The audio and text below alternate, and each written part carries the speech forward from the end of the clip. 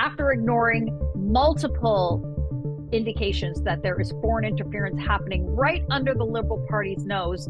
Justin Trudeau's testimony to the Foreign Interference Commission was nothing short of a bombshell. And the only conclusion to come out of that is it's time to name names. Hello, I'm Adrienne Batra. With me are Warren Kinsella and Lorrie Goldstein. Warren, I watched the testimony from Justin Trudeau, and I was nothing short of shocked when he turned around and said that he has names of many Conservative Party members of Parliament, former members of Parliament, and people in and around the Conservative Party that have been potentially subjected to foreign interference. He's got these names, Warren, and yet it's somehow Pierre Poilievre's fault that this is going on. I'm very interested to hear your takeaway from what Trudeau had to say. It was a shameful performance by the Prime Minister. He's not unfamiliar with shameful performances, but this one was particularly bad. When we have evidence of China, and this week India, and other hostile foreign states interfering with our electoral process, our democracy, we got to take it seriously.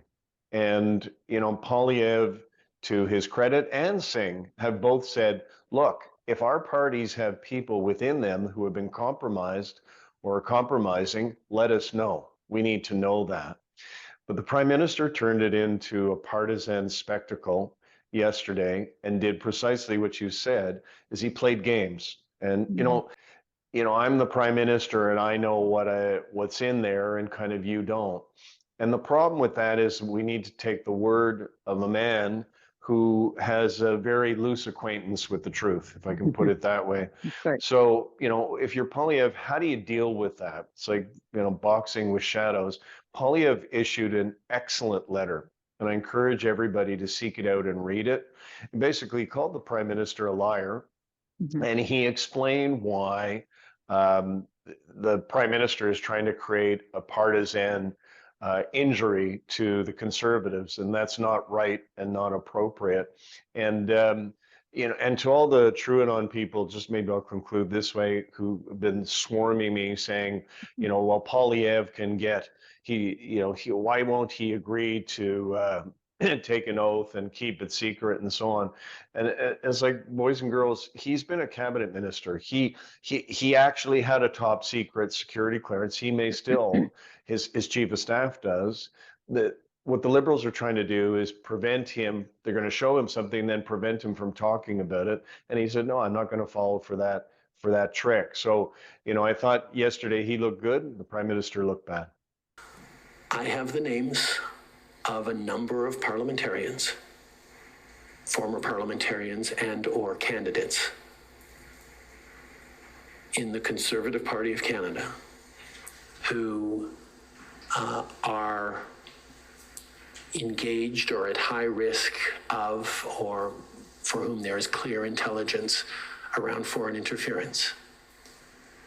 Lorrie, we're just showing that clip now of Justin Trudeau making these explosive claims about the Conservative Party. Meanwhile, he has a massive problem within his own party. We know about the Han-Dong, multiple incidences, a long paper trail that Trudeau ignored. And I'm wondering, I've lost count of how many times a Liberal, the Liberal Prime Minister, his staff, multiple staff from various departments have been hauled in front of a commission of inquiry, hauled in front of a parliamentary committee to provide testimony. I mean, it's a scandal after scandal. But what I find so egregious about this is that Trudeau is yet again looking for distractions. He's looking for obfuscation to not act. And I'm wondering, what is it? He claims to have acted very quickly on the allegations with India. Why is it with these allegations of China's interference, again, well documented, does he not do anything? Well, to me, what really happened there was on Monday, I was supportive of the Prime Minister. What's going on with India, our Five Eyes allies are serious about this problem. This is the world's largest democracy. The world wants it to be a buffer, both economically and politically, from China. But there is I mean, legitimate evidence that Canadians are being executed on Canadian soil by a foreign power. That is serious stuff. And then 24 hours later, he's like a game show host. What he wanted to say was that there's conservatives. I can't tell you who they are. Sort of like McCarthyism in the 1950s. Are you now? And then, and we know what he's talking about in the context of the conservatives. He wants to link them to India. He doesn't want the liberals to be linked to China, but he can't escape the China link. So he sort of dirties up, and a lot of this whole thing, secrecy. No. We know that the NISACOP, the Committee of Parliamentarians, that is Trudeau's own creation, said in its 2024 report there was interference by India in the Conservative leadership race. And we know from other reports that what's expected is that India wanted Polyev to win because they thought Patrick Brown was too pro-Sikh and the Sikh separatist movement. So this precious idea that we have no idea of what's going on. If you read the NISACOP reports, you know what's going on. They said there was interference by India in the and there was interference by People's Republic of China in 2 races. And so to me, we're dancing around with this, you can't look. Also, it doesn't have to be criminal. Maybe people made very bad judgments, right? And if they made bad judgments, then we should know who they are, and they should publicly defend what they did. Maybe people were fooled. Maybe people were caught. I don't know what it is, but this idea that we can't talk about anything, well, it's been 2 years, folks. This is serious business. This is about the security of Canadians and the safety of Canadians, and the Prime Minister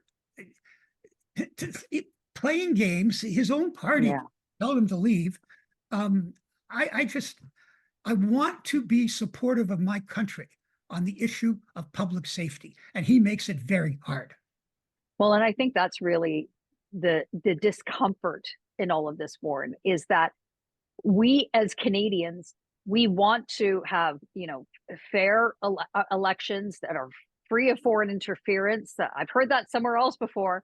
But this current Liberal government, under this current Prime Minister, has obfuscated, obscured, muddied, ignored very real issues that are happening in our own backyard. And for any Canadian that has either, been involved in the political process, volunteered on a campaign in whatever capacity, exercise that franchise of theirs, how do we have any confidence that there isn't some foreign interference that is going on, and that we have a government that is going to take it seriously? Because right now, this is a group of very unserious, a very unserious cabinet, a very unserious government, who also ignored a warrant that was sitting on their desk for 54 days. So help us make some sense of that.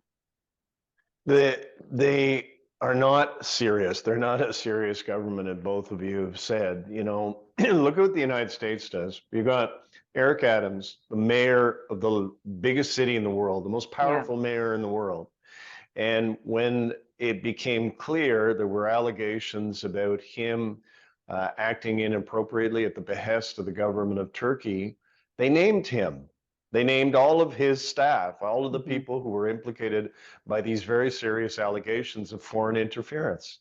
You look at Senator Bob Menendez, the Democrat, very powerful Democrat, again, seen as having been co-opted by a foreign state. And he was named, as was his wife. And as was New York Governor Kathy Hochul, her deputy chief of staff was named with foreign interference with China. With China. So there have been multiple instances of this. The Americans have shown us how you do it. And these people are entitled to a presumption of innocence. It's a serious charge. It approaches treason. And, treason at one time in our country's history was punishable by death. So, it is a very serious charge, and, these people have not been found guilty yet, but we know who they are. And that is the qualitative difference here, is we've been told, as Lorrie said, for 2 years, there's 12 people, either they're parliamentarians or cabinet ministers or candidates, we're not sure which, who were compromised by foreign interference. We don't know who they are. We could have been voted. I could have voted for one of them and not known it. One of them could be in cabinet now, and we don't know it. And, Madam Justice Hogue, and frankly, the whole political establishment in Ottawa is saying, don't worry, Lorrie and Adrienne and Warren, we've got it handled. You don't need to worry about this. And it's like, no, take a look at how they deal with this in the United States. They do not miss around.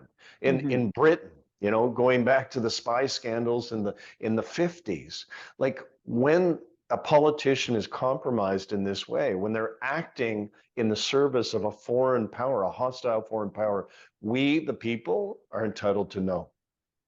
Lorrie, last word to you. Just where are we at moving forward with respect to this? We're potentially a year away from the next federal election. I genuinely believe, as animated as I think that we should be, most Canadians aren't excited about this. They're not following it like we do on a regular basis, and that's fine. That's our job. We're there to inform them about what's going on. But I don't think that this is a ballot box issue. I really don't. I do, however, believe that there's such a desire for a time for change in this country. All these scandals that have piled up and are likely going to topple the Trudeau government. This is just one more drip. But naming the names on that score, why is that so important? Let's remember for a moment that this started, and the inquiry is primarily dealing with interference in the 2019 and 2021 elections. Started out with China.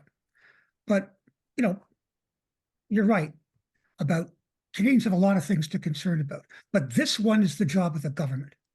The job of the government, the primary job of the government of Canada, is to protect the people of Canada internationally and domestically.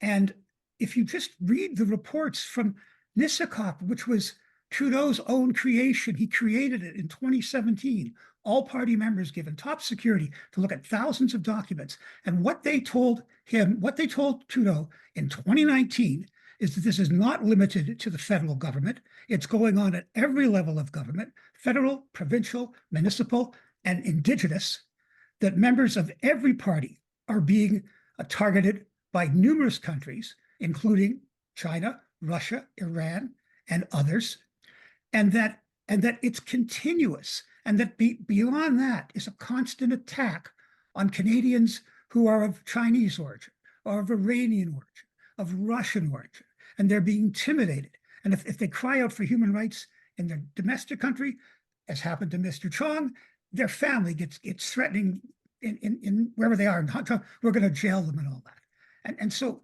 to me, I do agree with you. It's not a top of line voter issue, but this is the substance of good governance. Mm-hmm. If you don't do this well, then we have organized crime rings in Canada killing Canadian citizens over disputes about what's going on in India. Government has to care about that. And they can't make it a show and like a game show. And that's the problem right now. I think what all this has exposed is, after all this time, 2 years infighting, we still don't have a coherent system for dealing with this. And my great concern is that at the end of it all, there'll be a report, and it'll be filed under W for wastebasket, and away we go. Well, what we do know is it's time for Justin Trudeau to stop with the theatrics and simply name the names. Let us know what you think in the comments below. Like this video and subscribe to our YouTube channel. And go to thetorontosun.com. You'll find commentary and coverage there you will not find anywhere else.